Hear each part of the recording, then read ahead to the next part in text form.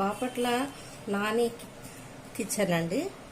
ఇప్పుడు రొయ్యలు తోటి పొడి చేయటం చూపిస్తున్నాను. అందరు రొయ్యలు పొడి చేస్తారు కానీ చిన్న రొయ్యలతో చేస్తారు. కానీ నేను ఈ పెద్ద రొయ్యలు, దీని లోపల పప్పు ఉంటుంది, ఇది ఎండబెట్టిన తర్వాత ఇలా అయిపోతాయండి. ఈ పెద్ద రొయ్యలతోటి నేను కారపొడి చేయబోతున్నాను.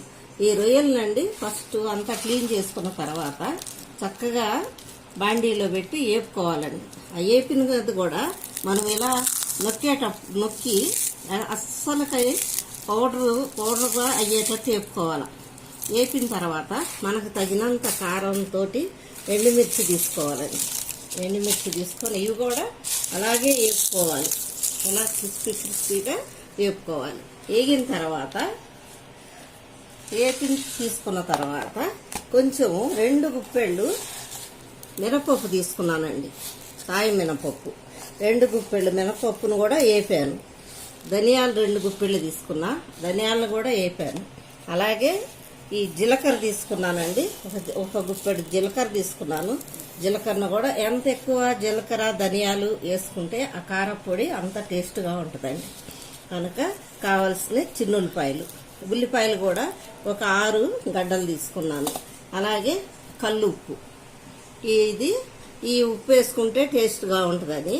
అప్పుడు ఈ 4 కలిపి ఇప్పుడు ఈ యొక్క ఎండి రొయ్యలు, మిరపకాయలు, ధనియాలు, మినపప్పు, ఇవి జీలకర్ర, చిన్నుల్లిపాయలు, ఉప్పు వేసుకొని ఇవన్నీ మిక్సీ పట్టుకోవాలండి. ఇప్పుడు మిక్సీ పట్టిన తర్వాత ఆ పౌడర్ని మళ్ళీ మీకు చూపిస్తాను.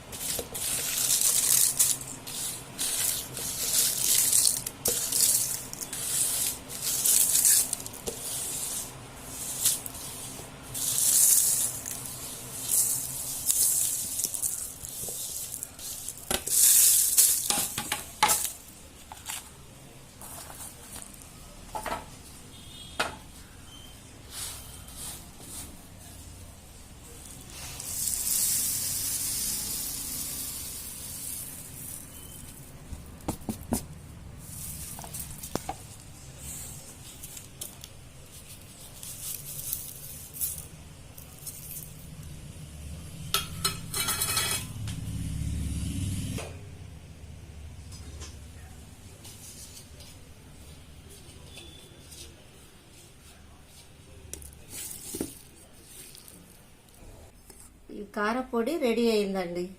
ఈ కారపొడి ఎండు రొయ్యల పౌడర్. ఇది తిని చూసి రుచి చూడండి.